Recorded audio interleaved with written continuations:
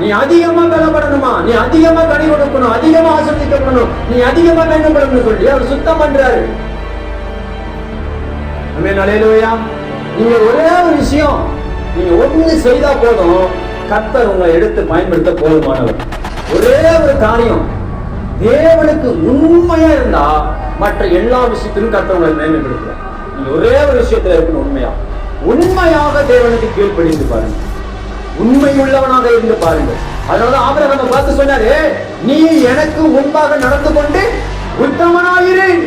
நீ உத்தமனா இருந்து பாரு, உன்னை எல்லா விஷயத்திலும் சுத்தமாக்கி, உன்னை பரிசுத்தமாக்கி, உன்னை உயர்த்தி, உன்னை மேன்மைப்படுத்தி கர்த்தர் ஆக சிறக்க உன்னை மேன்மைப்படுத்துவார். ஆமென், அல்லேலூயா.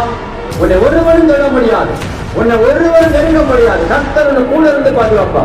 அதனால நீ உத்தமனா இருக்கணும் என்று தேவன் வார்த்தைகள் சொல்லுகிறது. ஆமென், அல்லேலூயா. நீ கொஞ்சமா என்னால முடியாதவர்னு சொல்லி பாரு, உன்னை அவரு தான் சுத்தம் பண்ணுவார்.